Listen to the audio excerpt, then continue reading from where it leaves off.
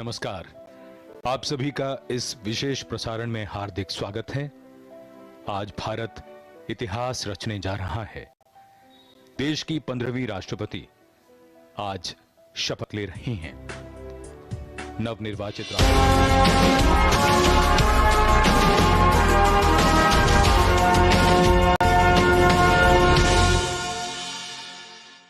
Meghbela Broadband. Get unlimited internet with entertainment and voice calls at just ₹15 per day. উত্তর 24 পরগনা ও তার আশপাশের এলাকার মানুষের সেবায় ক্যাথল্যাবের মতো অত্যাধুনিক সুবিধা নিয়ে পরিষেবায় ব্রতী সারদা মাল্টি सर्वोच्च पदों तक पहुंच पाते हैं। पूरे देश के लिए, जन जन के लिए ये बड़ा ही प्रेरणादायी अवसर है और आज का दिन है अत्यंत विशेष। Namaskar and greetings from Rashtrapati Bhavan, New Delhi, the official residence of the President of India. And as we beam these majestic images to you,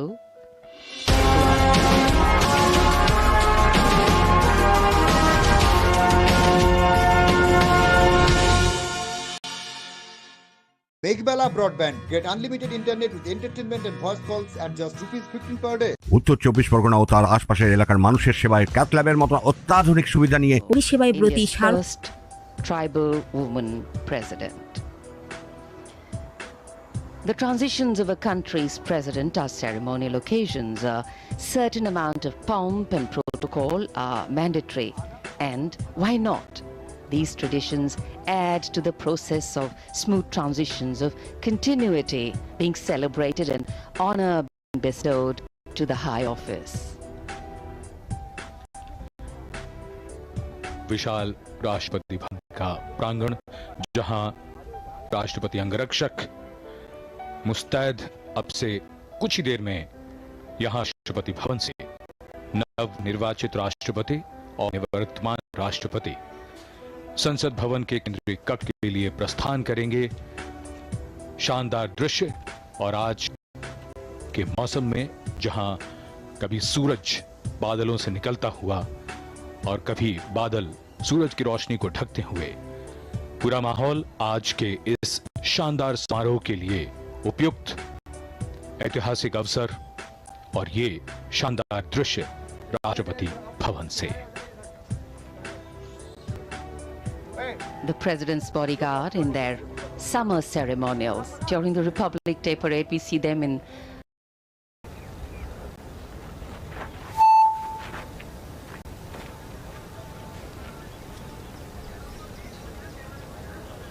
the dignitaries moving towards the dais for the national salute.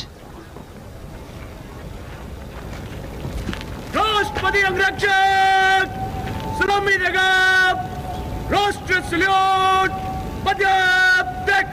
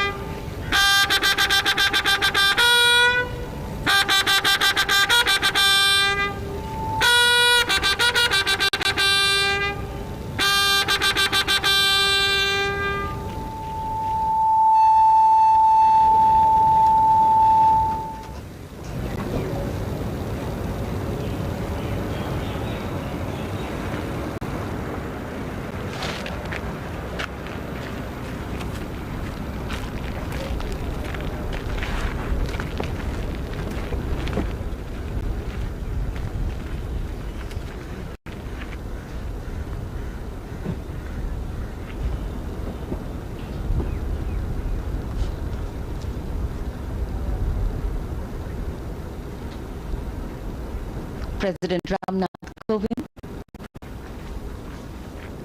sitting in his vehicle, and accompanying him the President-elect Srimati Draupadi Murmu as they make their way राष्ट्रपति अंगरक्षक towards Parliament House. Section बायगोन कदम कदम।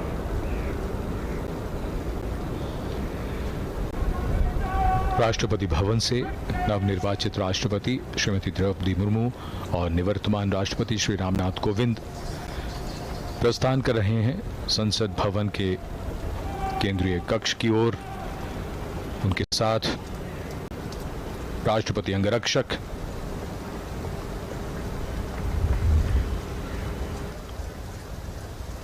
विशाल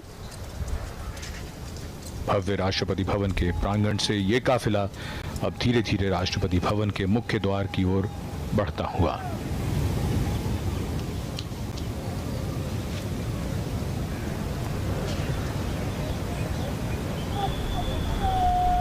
भारत के लोकतंत्र का एक महत्वपूर्ण दिन, खास मौका। देश की 15वीं राष्ट्रपति अब से कुछ ही देर में शपथ लेंगी।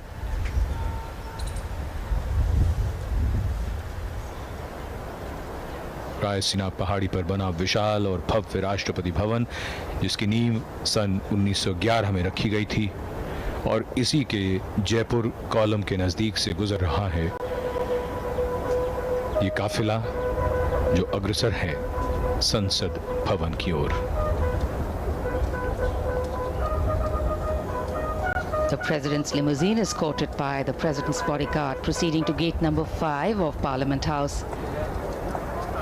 In fact, the 6 Sikh will turn out guard at the southern side of the Jaipur column for departure. Commanding Officer Colonel S.K. Mohanty,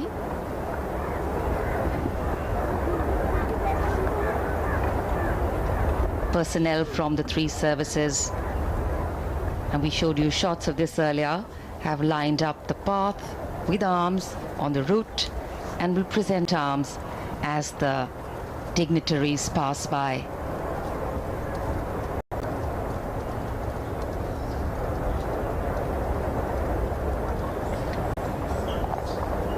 Rashtrapati Bhavan की भव्यता, प्रांगण दोनों ओर नहर और फव्वारे, और काफिला धीरे धीरे मुख्य द्वार की ओर बढ़ता हुआ।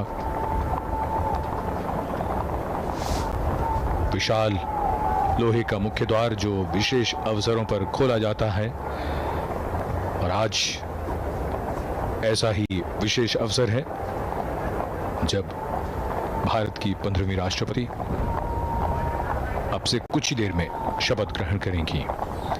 निवर्तमान राष्ट्रपति श्री रामनाथ कोविंद का कार्यकाल पूरा हो रहा है।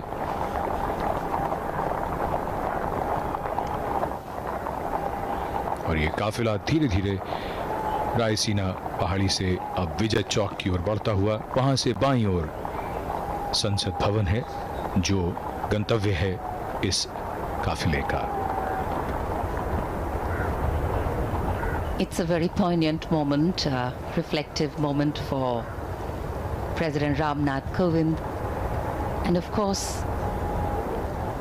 a joyous and celebratory moment for Srimati Murmu, but also knowing that she has a task ahead and to serve the country to the best of her ability. The guard and personnel from the 3 services lining the path with the fundamental responsibility of maintaining the integrity of the Constitution of India. The President of the largest democracy in the world is vested with specific legislative and judicial and financial powers, among many others, to ensure that the sanctity of the Constitution is upheld. And Indian democracy is the result of the great gift our founding fathers gave us. The gift of a constitution that, other than being the longest written constitution in the world, holds in its embrace the firmness to provide us solid and strong roots, and the liberalism to give us wings to grow, fly, and change.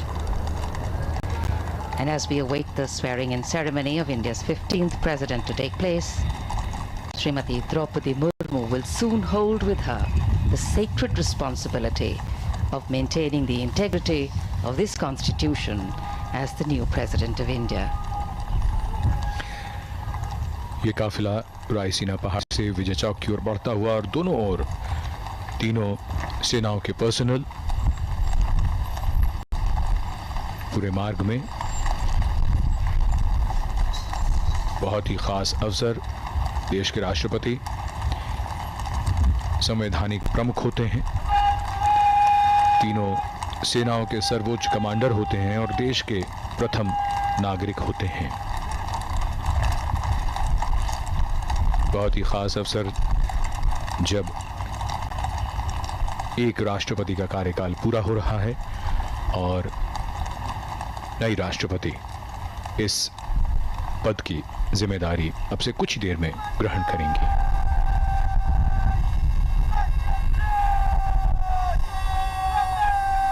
There invariably is, as a form of mainstream dialogue, a recurring reference to the values a democratic nation rests on, and moving these values from paper to people is the true test of democratic governance. Srimati Murmu, as she will shortly take oath today,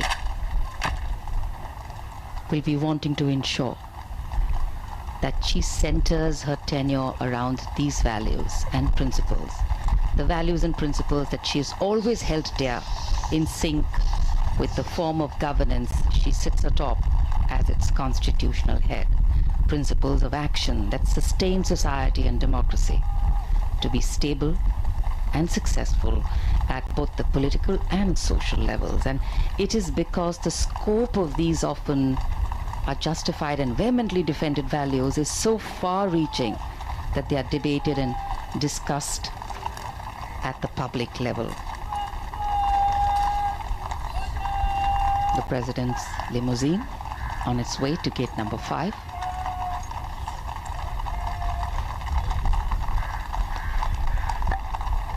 जन कल्याण की यात्रा सतत निरंतर चलती रहती है। भारतीय लोकतंत्र के लिए एक बेहद शानदार दिन, जहां सर्वोच्च संवैधानिक पदों पर किस तरीके से हस्तांतरण होता है, ये इसके हम सब गवाह बन रहे हैं, साक्षी बन रहे हैं। और ये हमारे लोकतंत्र की, हमारी लोकतांत्रिक विरासत की ये खूबसूरत तस्वीर।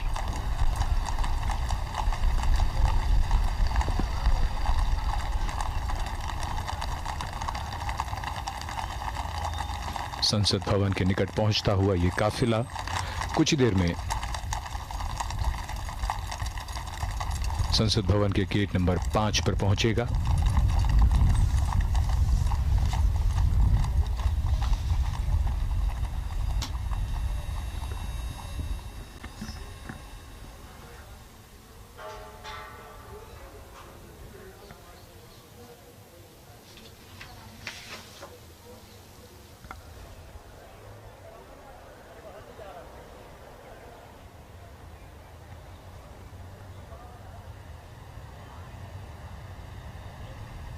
The carcade making its entry to Parliament House.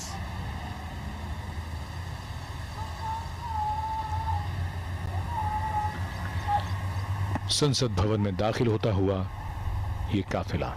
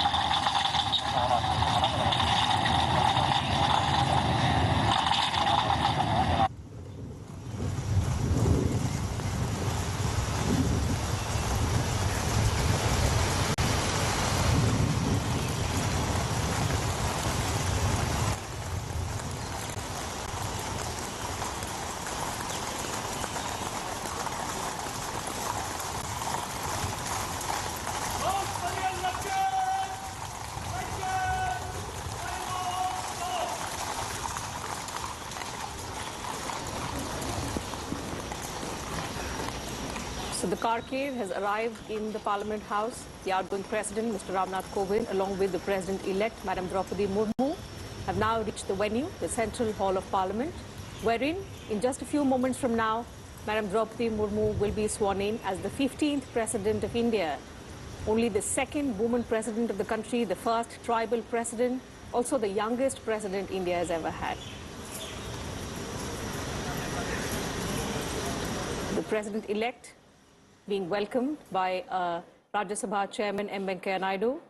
Along with him is Chief Justice of India, Mr. N.V. Ramanna, Lok Sabha Speaker Om Birla as well. Both the outgoing President and the President-elect being accorded the welcome outside the Central Hall of Parliament.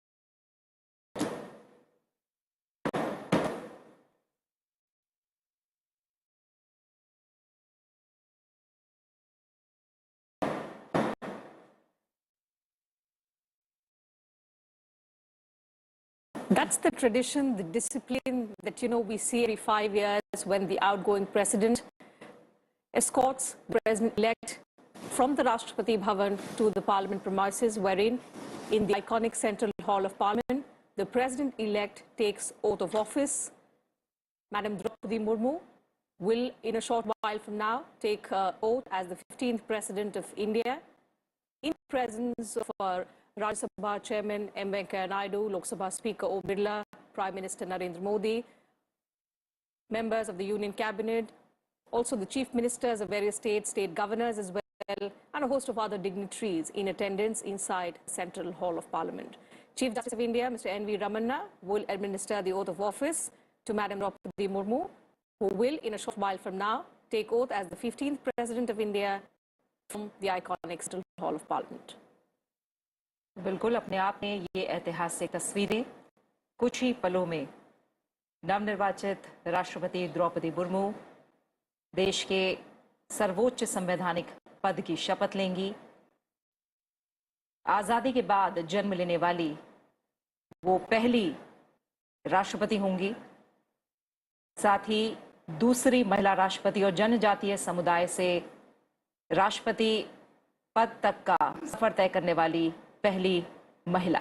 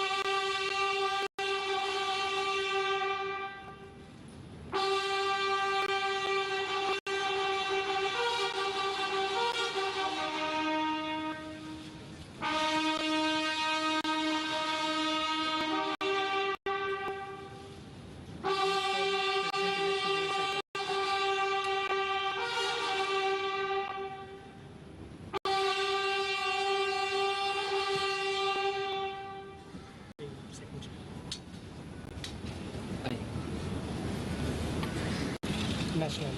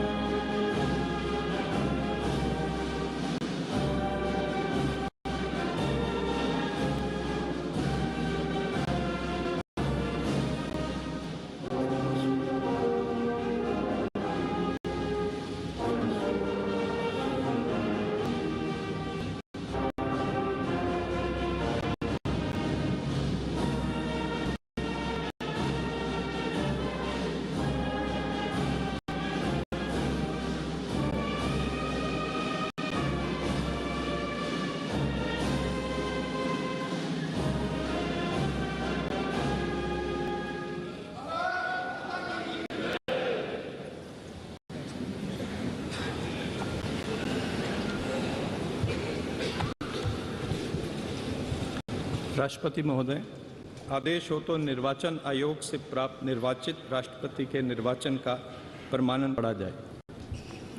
यतः भारत के संविधान के अनुच्छेद 324 द्वारा भारत के राष्ट्रपति के पद के निर्वाचन का अधीक्षण, निर्देशन और नियंत्रण भारत निर्वाचन आयोग में निहित है और यतः श्री रामनाथ कोविंद की पदावधि का अवसान वर्ष 2022 के जुलाई मास के 24वें दिन तदनुसार शक संवत के वर्ष 1944 के श्रावण मास के दूसरे दिन होने के लिए नियत है और यतः भारत के राष्ट्रपति के पद को भरने के लिए संविधान तथा राष्ट्रपतीय और उपराष्ट्रपतीय निर्वाचन अधिनियम 1952 के उपबंधों और तदधीन बनाए गए नियमों और आदेशों के अनुसार निर्वाचन करा लिया गया है तथा परिणाम घोषित कर दिया गया है।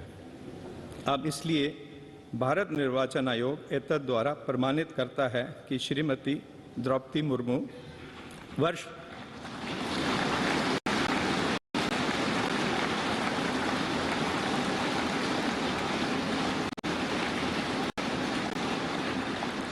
वर्ष 2022 के जुलाई मास के 21वें दिन तदनुसार शक संवत के वर्ष 1944 के आषाढ़ मास के 30वें दिन भारत के राष्ट्रपति पद के लिए सम्यक रूप से निर्वाचित हो गई हैं।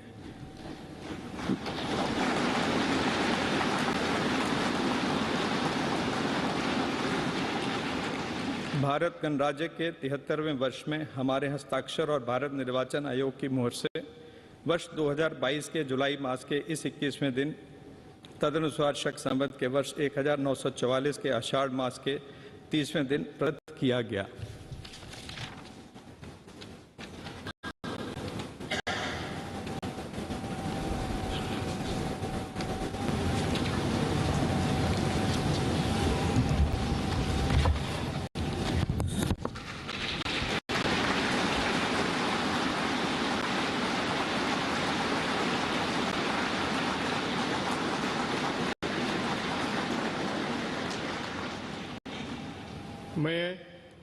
मैं द्रौपदी मुर्मू ईश्वर की शपथ लेता हूँ कि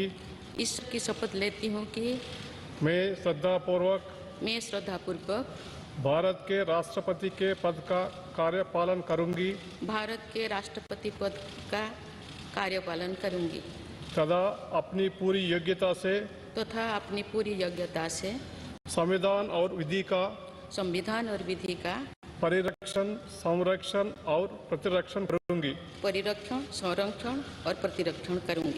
और मैं भारत की जनता की सेवा और कल्याण में निरत रहूंगी।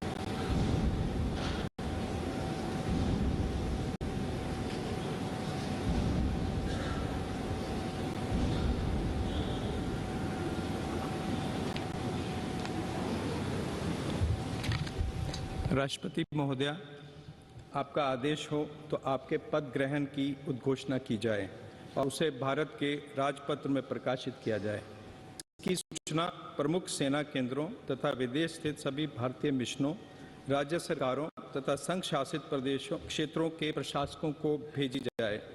भारत सरकार के सभी मंत्रालयों और विभागों को भी सूचना तथा आवश्यक आदेश जारी करने हेतु भेजा जाए।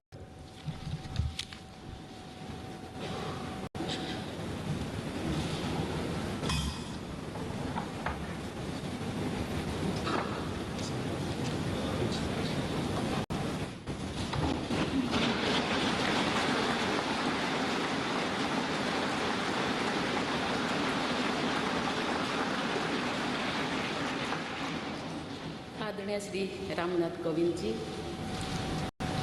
उपराष्ट्रपति श्री एम वेंकैया नायडू जी, प्रधानमंत्री श्री नरेंद्र मोदी जी, लोकसभा के स्पीकर श्री ओम बिरला जी, चीफ जस्टिस एन.वी. रमन्ना जी, सम्मानित सांसदगण, अन्य महानुभावों, देवियों और स्वजनों तथा मेरे प्यारे देशवासियों, सभी को जोहार।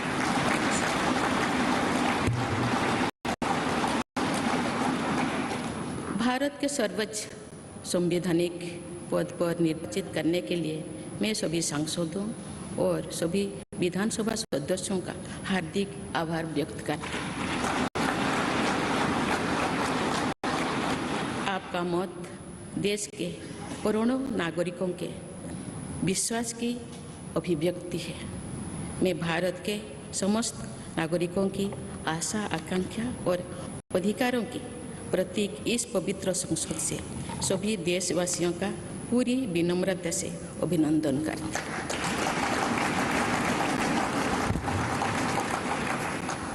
आपकी आत्मीयता, आपका विश्वास और आपका सहयोग मेरे लिए इस नए दायित्व का निभाने में मेरी बहुत बड़ी ताकत रहेगी। मुझे राष्ट्रपति के रूप में देश ने एक ऐसे महत्वपूर्ण कालखंड में चुना है जब हम अपनी आज़ादी का अमृत महोत्सव मना रहे हैं।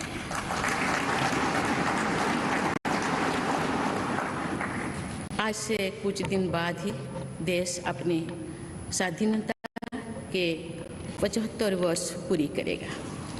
ये भी एक संयोग है कि जब देश अपनी आज़ादी के 50वें वर्ष का पर्व मना रहा था, तभी मेरे राजनीतिक जीवन की शुरुआत हुई थी।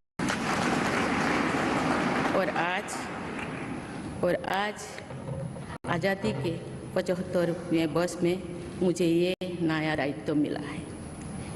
ऐसे ऐतिहासिक समय में जब भारत अगले 25 वर्षों के विजन को हासिल करने के लिए पूरी ऊर्जा से जुटा हुआ है, मुझे ये जिम्मेदारी मिलना मेरा बहुत बड़ा सौभाग्य है। मैं देश की ऐसी पहली राष्ट्रपति भी हूँ जिसका जन्म आज़ाद भारत में हुआ है। हमारे स्वाधीनता सेनानियों ने आज़ाद हिंदुस्तान के हम नागरिकों से जो अपेक्षाएं की थी, उनकी पूर्ति के लिए इस अमृत काल में हमें तेज गति से काम करना होगा। इन 25 वर्षों में अमृतकाल की सिद्धि का रास्ता 2 पटरी पर आगे बढ़ेगा। सब प्रयास और सबका कर्तव्य। भारत के उज्जवल भविष्य की नई विकास यात्रा हमें सबके प्रयास से करनी है, कर्तव्य पथ पर चलते हुए करनी ही है। कल यानी 26 जुलाई को कारगिल विजय दिवस भी है। ये दिन भारत की सेनाओं के शौर्य और संयम दोनों का ही प्रतीक है।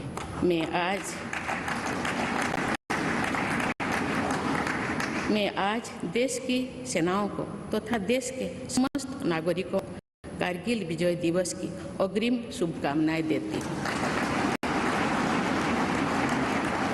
देवियों और स्वजनों, मैंने अपनी जीवन यात्रा पूर्वी भारत में ओडिशा के एक छोटे से आदिवासी गांव से शुरू की थी। मैं जिस पृष्ठभूमि से आती हूँ, वहाँ मेरे लिए प्रारंभिक शिक्षा प्राप्त करना भी एक सपने जैसा ही था।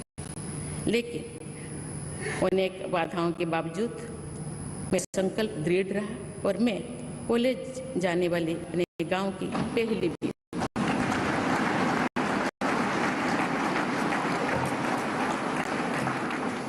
मैं जनजातीय समाज से हूँ और वार्ड काउंसिलर से लेकर भारत की राष्ट्रपति बनने तक का अवसर मुझे मिला है। ये लोकतंत्र की जननी भारतवर्ष की महानता है। ये हमारे लोकतंत्र की ही शक्ति है कि उसमें एक गरीब घर के पैदा हुई बेटी, दूर सुदूर आदिवासी क्षेत्र में पैदा हुई बेटी भारत के सर्वोच्च संवैधानिक पद तक पहुंच सकती है। राष्ट्रपति के पद पहुंचना मेरी व्यक्तिगत उपलब्धि नहीं है, ये भारत की प्रत्येक गरीब की उपलब्धि है। मेरा निर्वाचन इस बात का सबूत है कि भारत में गरीब सपने देख सकता है और उन्हें पूरा भी कर सकता है।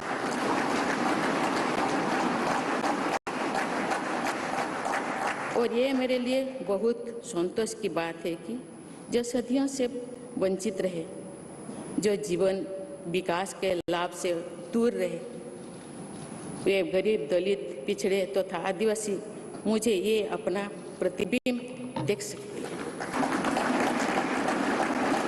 मेरे इस निर्वाचन में देश के गरीब व का आशीर्वाद शामिल है। देश की करोड़ों महिलाओं और बेटियों के सपनों और सामर्थ्य की झलक है। मेरे इस निर्वाचन में पुराने लीग से हटकर नए रास्ते पर चलने वाले भारत के आज के युवाओं का साहस भी शामिल है। ऐसे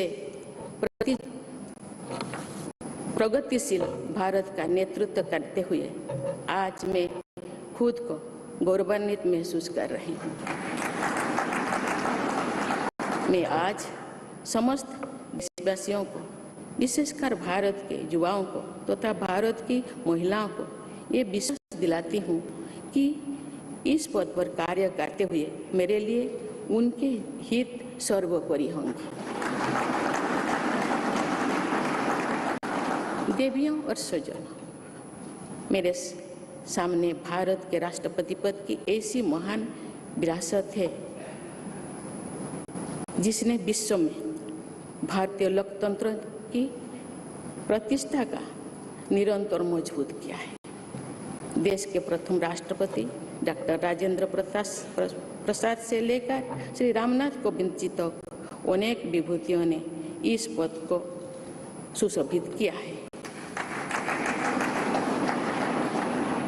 इस पद के साथ साथ देश ने इस महान परंपरा के प्रतिनिधित्व का दायित्व भी मुझे सौंपा है।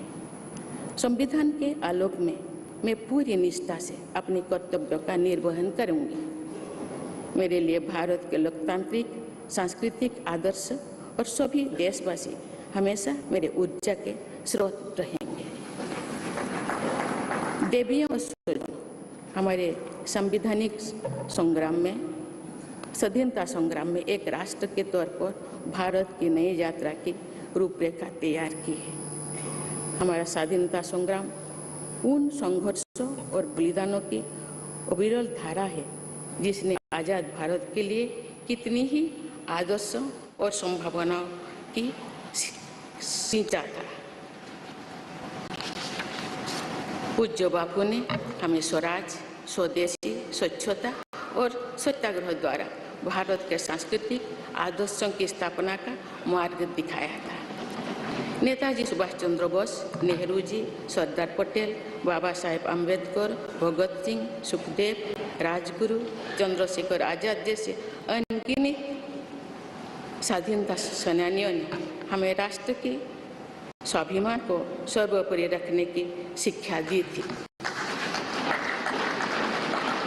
रानी लक्ष्मीबाई, रानी वेलु नाचियार, रानी गाईदिन्लु और रानी चेन्निमा जैसी अनेकों वीरांगनाओं ने राष्ट्र शिक्षा और राष्ट्र निर्माण में नारी शक्ति की भूमिका को नई ऊर्जा दी है।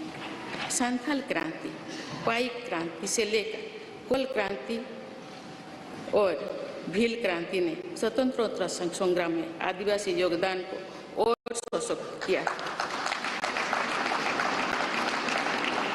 सामाजिक उत्थान एवं देश प्रेम के लिए धरती आबा भगवान बिरसा मुंडा जी के बलिदान से हमें प्रेरणा मिली थी। मुझे खुशी है कि आज़ादी की लड़ाई में जनजातीय समुदाय के योगदान को समर्पित अनेक म्यूजियम देश भर में बनवाया जा रहा है। देवियों और स्वजनों, एक संसदीय लोकतंत्र के रूप में 75 वर्ष में भारत ने प्रगति के संकल्प को सहभागिता एवं सर्वसम्मति से आगे बढ़ाया है।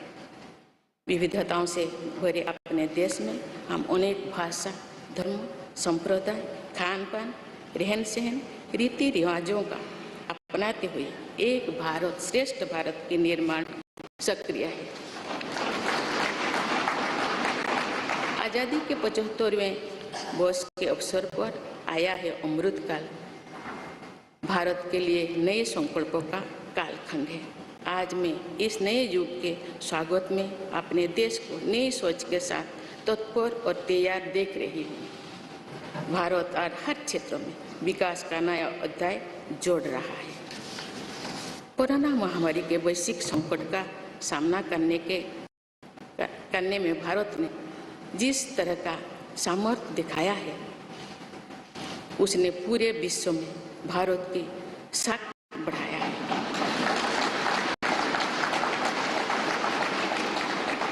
हम हिंदुस्तानियों ने अपने प्रयासों से न सिर्फ इस वैश्विक चुनौती का सामना किया, बल्कि दुनिया के सामने नए मापदंड भी स्थापित की।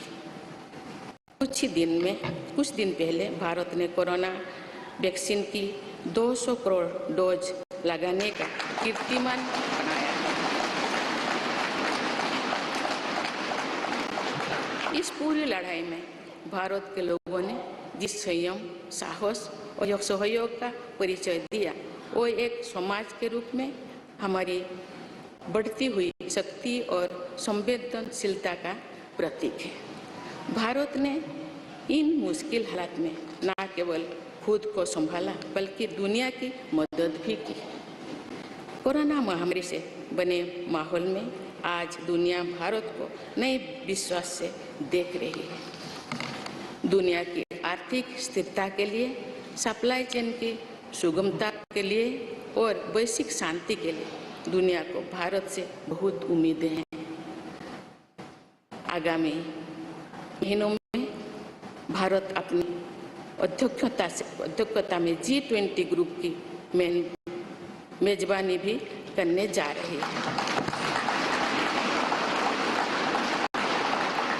इसमें दुनिया के 20 बड़े देश भारत की अध्यक्षता में वैश्विक विषयों पर मंथन करेंगे। मुझे विश्वास है भारत में होने वाले इस मंथन से जो निष्कर्ष और नीतियां निर्धारित होंगे, उनसे आने वाले दशकों की दिशा तय होगी। देवियों और स्वजनों, दशकों पहले मुझे रायरंगपुर में श्री अरबिंदो इंटीग्रल स्कूल में शिक्षक के रूप में कार्य करने का अवसर मिला था। कुछ ही दिनों के बाद श्री अरबिंदो जी की 150वीं जन्म जयंती मनाई जाएगी।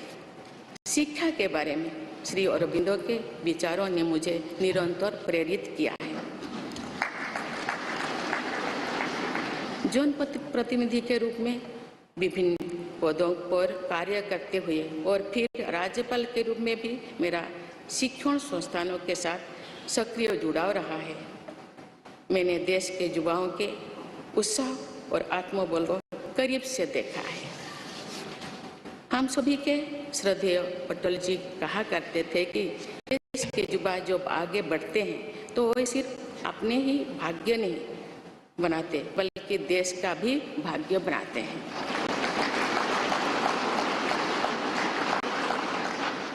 आज हम इसे सोच होते देख रहे हैं। वोकल फॉर लोकल से लेकर डिजिटल इंडिया तक हर क्षेत्र में आगे बढ़ रहा आज का भारत विश्व के साथ कदम से कदम मिलाकर औद्योगिक क्रांति 4.0 के लिए पूरी तरह भारत तैयार है। रिकॉर्ड संख्या में बन रहे स्टार्टअप्स में नए इनोवेशंस में दूर सुदूर क्षेत्रों में डिजिटल टेक्नोलॉजी की स्वीकार्यता में भारत के युवाओं की बड़ी भूमिका है। बीती वर्षों में भारत ने जिस तरह महिला सशक्तिकरण के लिए निर्णय लिए हैं, नीतियां बनाई गई है, इससे भी देश में एक नई शक्ति का संचार हुआ है। मैं चाहती हूँ कि हमारी सभी बेटियां अधिक से अधिक सशक्त हो तथा वे देश के हर क्षेत्र में अपना योगदान बढ़ाती रहें। मैं अपने देश के युवाओं से कहना चाहती हूँ कि आप न केवल अपने भविष्य का निर्माण कर रहे हैं बल्कि भविष्य के भारत की नींव भी रख रहे हैं। देश के राष्ट्रपति के तौर पर मेरा हमेशा आपको पूरा सहयोग रहेगा। देवियों और सूझो, विकास और प्रगतिशीलता का अर्थ निरंतर आगे बढ़ना होता है, लेकिन साथ ही अपने अतीत का ज्ञान भी उतना ही आवश्यक है।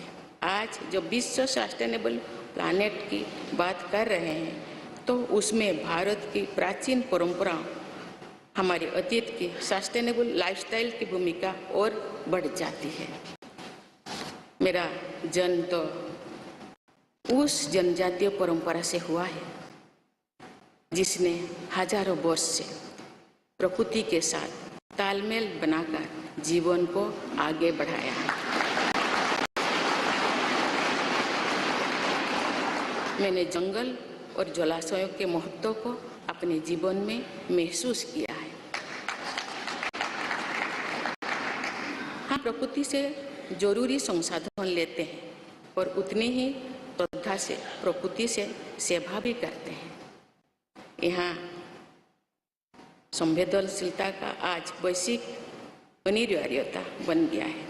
मुझे इस बात की प्रसन्नता है कि भारत पर्यावरण संरक्षण के क्षेत्र में विश्व का मार्गदर्शक बन रहा है। देवियों और स्वजन, मैंने अपने अब तक के जीवन में जौन सेवा में ही जीवन की सार्थकता को अनुभव किया है। श्री जगन्नाथ क्षेत्र के एक प्रख्यात कवि भीम भोई जी की कविता की एक पंक्ति है, मो जीवन पचे नर के पड़ी था जगत उद्धार।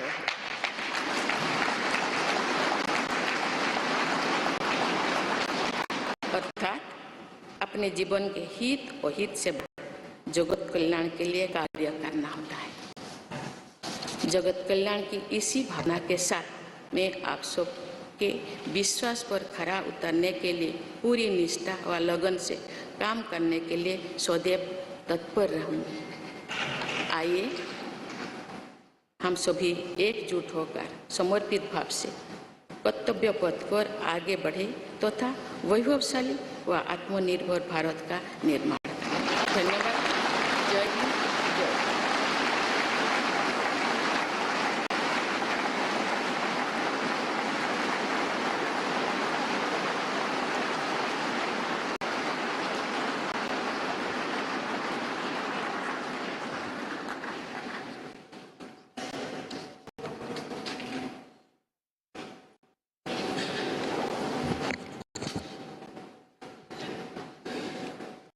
Honorable President Srimati Draupadi Murmu ji, respected Sri Ramnath Kovind ji, Prime Minister Sri Narendra Bhai Modi ji, Speaker of Lok Sabha Sri Om Birla ji, Chief Justice of India Sri N.V. Ramana ji, respected parliamentarians, other dignitaries, brothers and sisters, and my dear fellow citizens, Namaskar. Madam President, you have just addressed the members of the Parliament. I wish to read a few paragraphs from the English version of the address and the rest may be considered as read in view of the time constraint. I express my heartfelt gratitude to all members of Parliament and legislative assemblies for electing me to the highest constitutional post of India. Brothers and sisters, we have to work at a fast pace in this Amrit Kal to fulfill the expectations of our freedom fighters from the citizens of independent India. In these 25 years, the path to attain the goals of Amrit Kal will proceed on two tracks, Sabka Prayas or Sabka Kartavya, everyone's efforts and everyone's duty. The new development journey towards the bright future of India has to be undertaken by our collective efforts following the path of duty. We will be observing Kargil Vijay Divas tomorrow, July 26th. This day is a symbol of both the bravery and the restraint of the Indian armed forces. Today, I extend my best wishes in advance to the armed forces of the country and to all the citizens of India. Brothers and sisters, growth and progress mean continuously marching ahead, but equally important is awareness about one's past. Today, when the world is talking about sustainable planet, the role of India's ancient traditions and sustainable lifestyle becomes more important. I was born in the tribal tradition which has lived in harmony with the nature for thousands of years. I have realized the importance of forests and water bodies in my life. We take necessary resources from nature and serve nature with equal reverence. This sensitivity has become a global imperative today.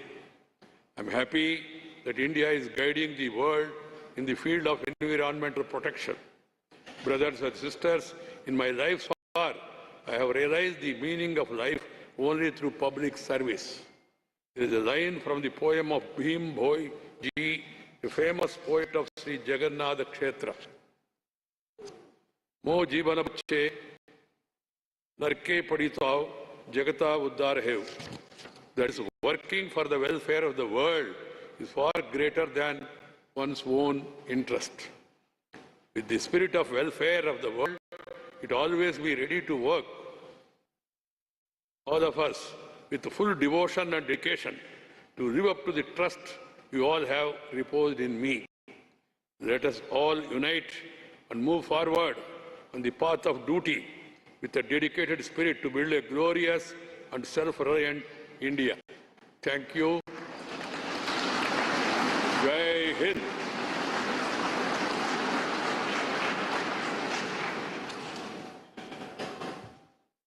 राष्ट्रपति महोदय, आपकी आज्ञा हो तो समारोह की कार्यवाही समाप्त की जाए।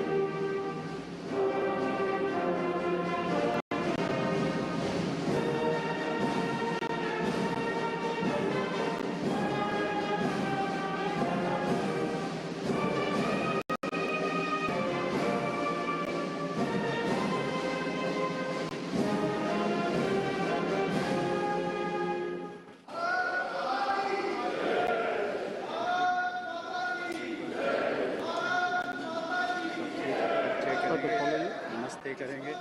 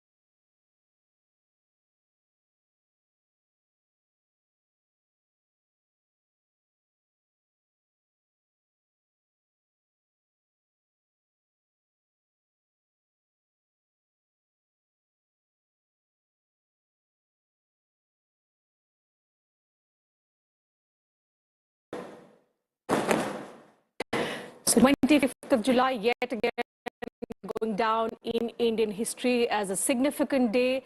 The 10th successive president to have been sworn in today. Madam Draupadi Murmu was sworn in as the 15th president of India a short while ago. The oath of office was administered to her by Chief Justice of India, N.V. Ramana. The ceremony has now concluded. In fact, after the oath-taking ceremony, which was followed by a 21-gun salute and the first address of the 15th president, which was then, excerpts of which were also translated in English and read out by Vice President and Rajya Sabha Chairman Mr. M. Venkaiah Naidu. The ceremony in the Central Hall of Parliament has now concluded. And as you can see, the 14th President of India, Mr. Ramnath Kovind, the new President, Madam President Murmu, along with other dignitaries now leaving for the Rashtrapati Bhavan.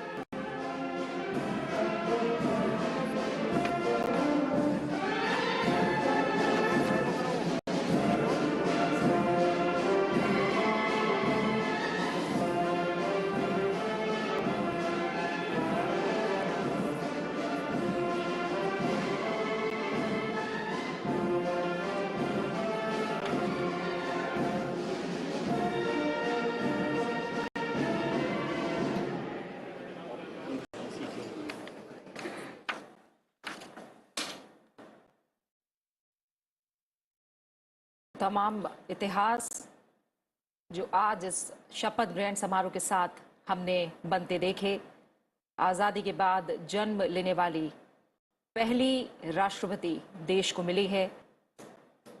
साथ ही हम देख रहे हैं कि अब राष्ट्रपति द्रौपदी मुर्मू राष्ट्रपति भवन की ओर रवाना होंगी और राष्ट्रपति भवन के फोरकोर्ट में हैंडिंग ओवर सेरेमनी होगी और इसके बाद राष्ट्रपति भवन से रामनाथ कोविंद विदा होंगे।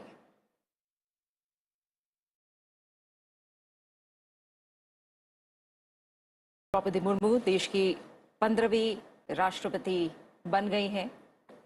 संसद भवन से ये सीधी तस्वीरें आप देख पा रहे हैं। देश में दूसरी बार सर्वोच्च पद पर महिला आसीन हुई है। कई मायनों में आज हमने इतिहास को बनते देखा है और तमाम बड़ी बातें जो आज राष्ट्रपति पद की शपथ लेने के बाद राष्ट्रपति द्रौपदी मुर्मू ने कही हैं। उन्होंने नई भारत की नई तस्वीर का जिक्र किया और कहा कि वो तमाम देशवासियों की जो आशाएं हैं, आकांक्षाएं हैं, उनका अभिनंदन करती हैं और सबसे बड़ी बात कि एक महत्वपूर्ण कालखंड है जिस दिन उन्होंने राष्ट्रपति पद की शपथ ली है। देश आज़ादी का अमृत महोत्सव मना रहा है। उन्होंने इस बात का भी जिक्र किया कि एक और महत्वपूर्ण पड़ाव जब देश ने आज़ादी के 50 साल पूरे किए, उस वक्त उन्होंने अपने राजनीतिक सफर की शुरुआत की और आज जब देश अमृत महोत्सव मना रहा है, उस वक्त उन्होंने राष्ट्रपति पद की शपथ ली है। Absolutely, and significantly, as the new Commander-in-Chief of the Indian Armed Forces, the President also hailed the contribution, the grit, the valor of the security forces, the Indian Armed Forces, who continue to guard us. And as 26th of July is remarkable in Indian history, we celebrate Kargil Vijay Divas on this very day. Just a day before that, Madam President Murmu has taken oath as the 15th President. And the President in India is the commander of the Indian Armed Forces.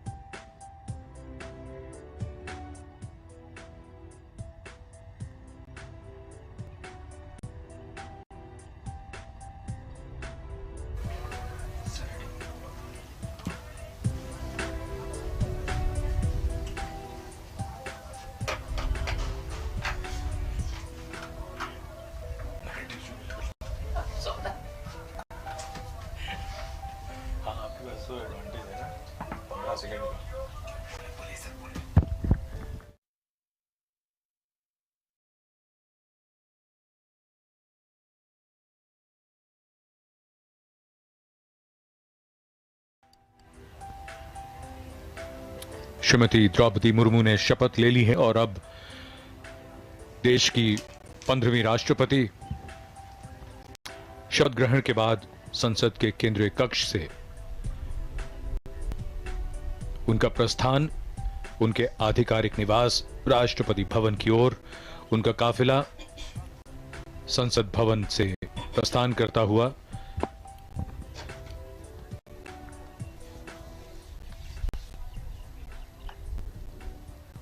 (25 जुलाई 2022 का दिन इतिहास में दर्ज होता हुआ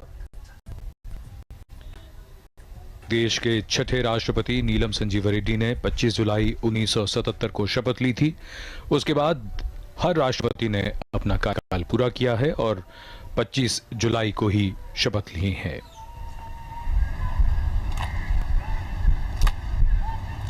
राष्ट्रपति अंगरक्षक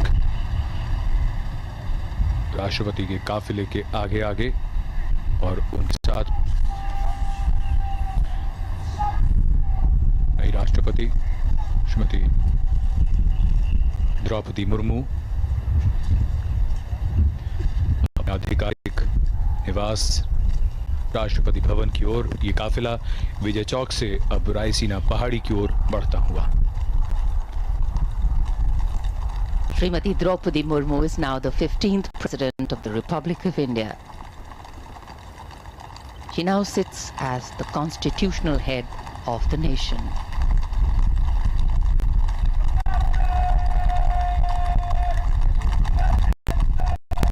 As the President's bodyguard, escort the President's arcade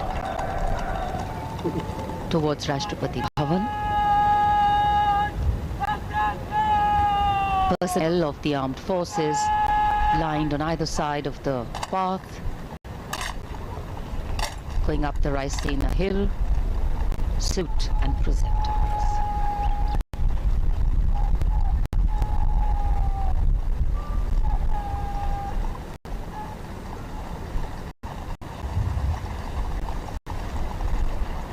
It's a special day for the nation,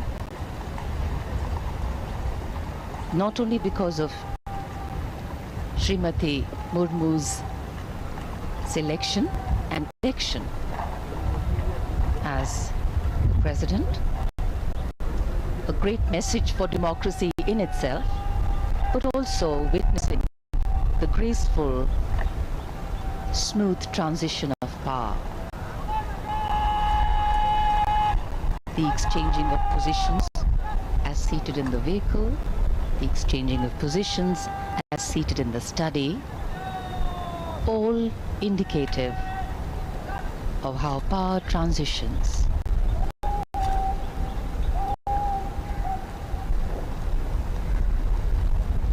The seat of power, the North Block, the South Block, the seat of governance, the Parliament House, all standing silent witness to this special moment.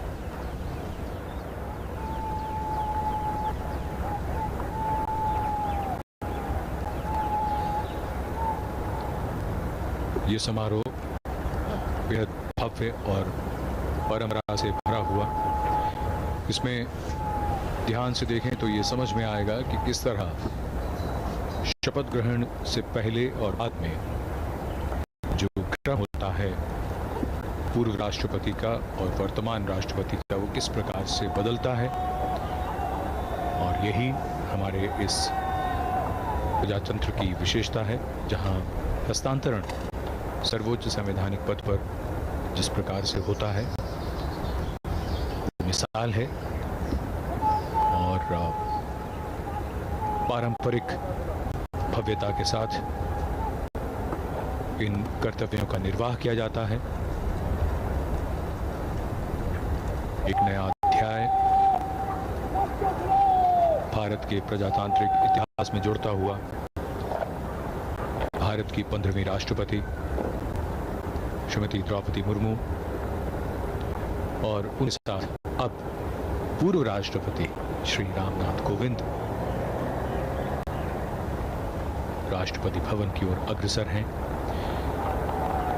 Vijay Chowk से रायसीना पहाड़ी की ओर दोनों ओर तीनों सेवाओं के personal तैनात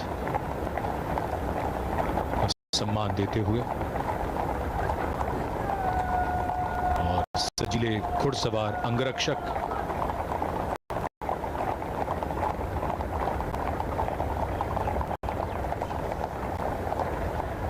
रायसीना पहाड़ी पर मुख्य द्वार जो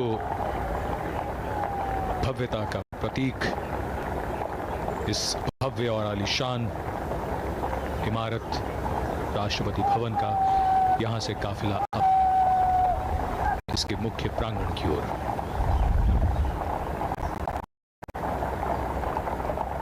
We can see the imposing dome, the Jaipur column, and the pathway leading up to the forecourt of Rashtrapati Bhavan. With high positions comes a higher sense of responsibility.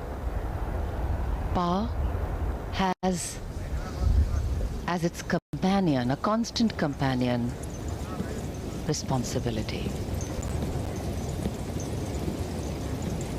The working on the advice of the elected government, the President of India, is the protector of the Constitution. Srimati Murmu, as our new President, will hold in her heart and her hands a responsibility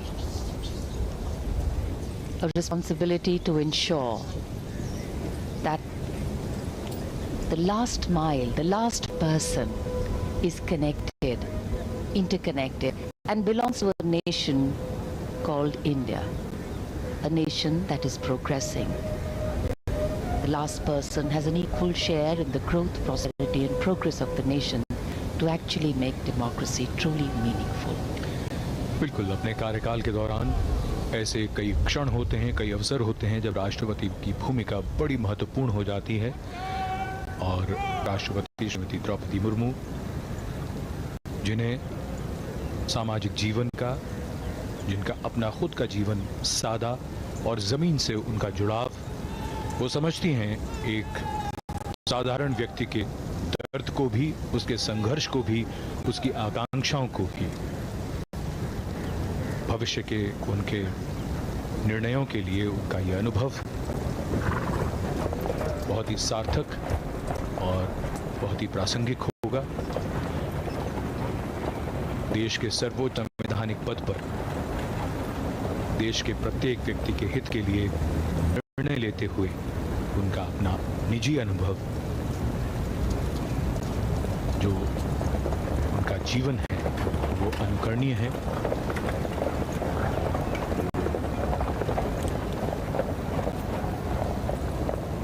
In fact, Srimati Draupadi Murmu started her political career at the grassroots levels as a councillor. And after that, her movement upwards, also as the first woman governor of Jharkhand. She has faced immense challenges. She has had many important decisions. But now she will be keeping the nation and the Constitution head of all her decisions, arriving here at the forecourt of Rashtrapati Bhavan, to her official residence now.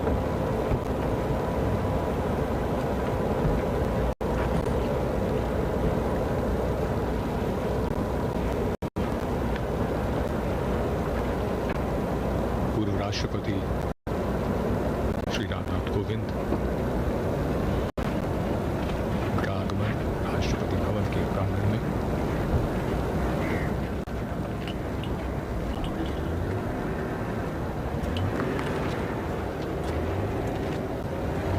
राष्ट्रपति श्रीमती द्रौपदी मुर्मू, राष्ट्रपति अंगरक्षक सलामी देगा राष्ट्रीय salute मध्य देख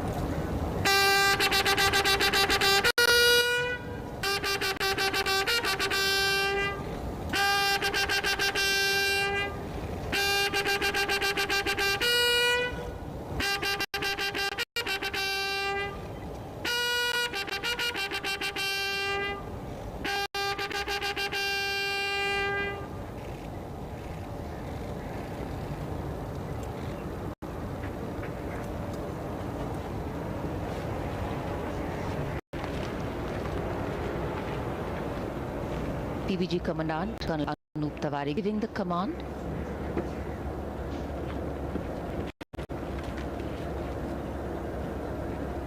The President of India, Srimati Draupadi Murmu, boarding her vehicle along with former President Shri Ramnath Kovind.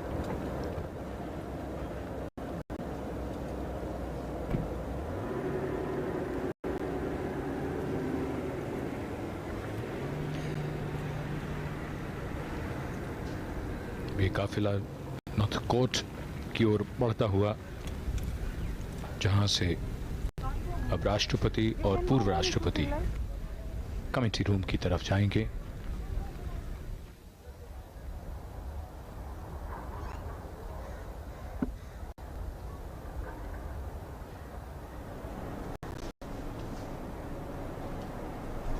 Here at the North Court, awaiting the arrival of the new president, personnel and staff of Rashtrapati Bhavan.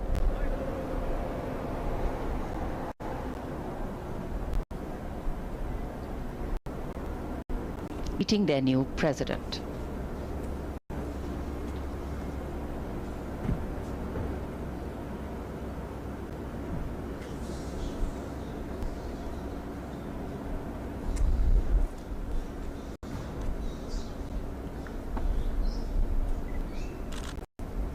Rashtrapati Bhavan स्वागत कर रहा है नए राष्ट्रपति का, श्रीमती द्रौपदी मुर्मू और उनके साथ पूर्व राष्ट्रपति Shri Ramnath Kovind.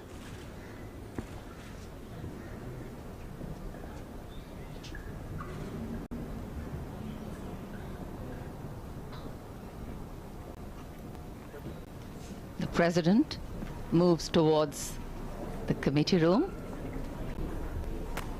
and also her new office and her new residence. Rashtrapati Bhavan के इस भव्य गलियारे पर पूर्व राष्ट्रपतियों के चित्र, कावेरी जो कमेटी रूम है उस ओर प्रस्थान। This magnificent building, sandstone, pink and cream, the Rashtrapati Bhavan has a fabulous history of its own.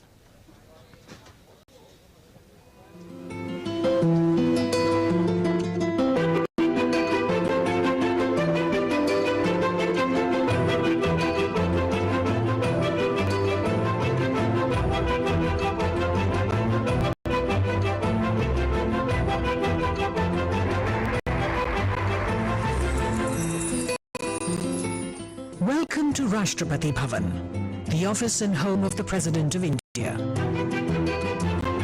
Completed in 1929, Rashtrapati Bhavan, designed by Edwin Lutyens and Herbert Baker, is one of the most magnificent presidential palaces ever built.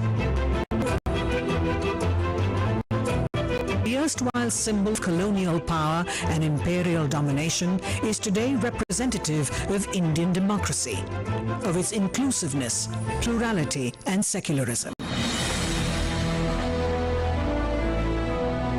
This is not just the residence of the constitutional head of the world's largest democracy, but also in terms of area, the largest residence of a head of state anywhere in the world.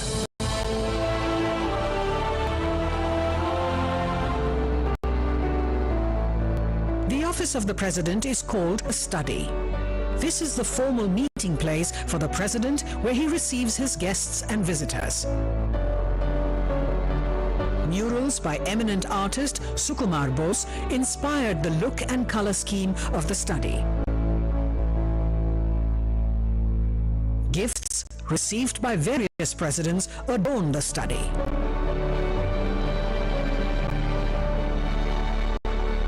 The study opens into the morning room.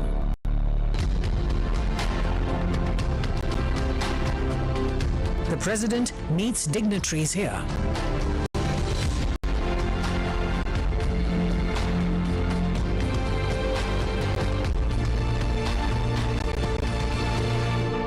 Each room in the Rashtrapati Bhavan stands witness to history.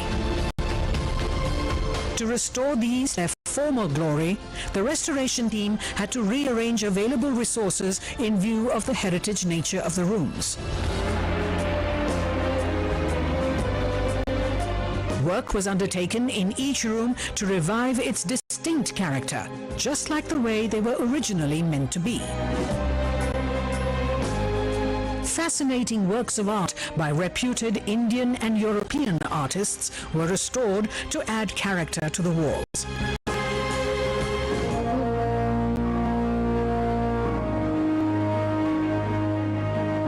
Darbar Hall is where the first government of independent India was sworn in.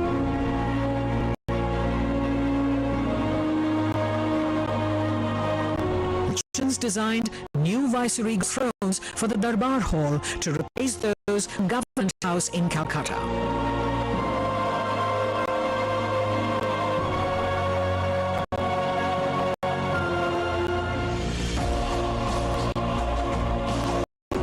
With new flags, paintings and a warm look, Darbar Hall has regained its past grandeur and is now used for hosting civil and defense investiture ceremonies and for conferment of other national and international awards.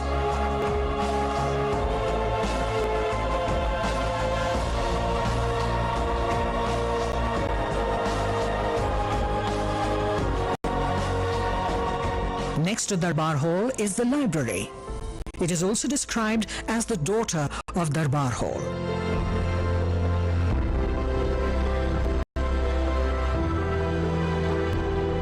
Besides priceless publications from the 19th century onwards, it also has more than 2,000 rare books.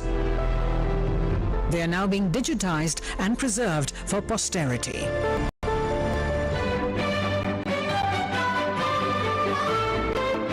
Ashoka Hall was originally built as a state ballroom.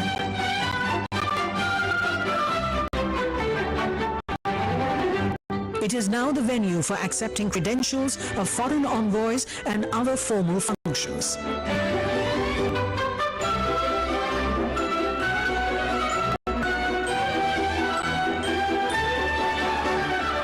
Embellishments on the ceilings, carpets and chandeliers reveal the stately splendor of the room.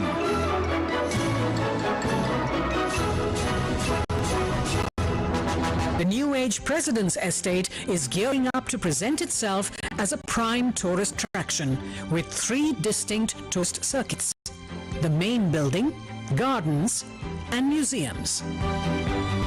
Almost 60% of the President's Estate, that is more than 190 acres, is green, comprising dense foliage and rare flora and fauna.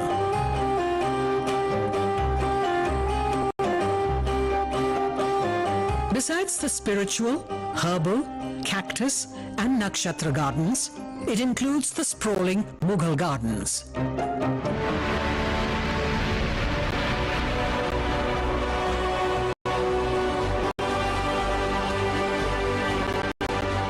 Rashtrapati Bhavan, declared a Grade 1 heritage structure in 2009, is an iconic living heritage.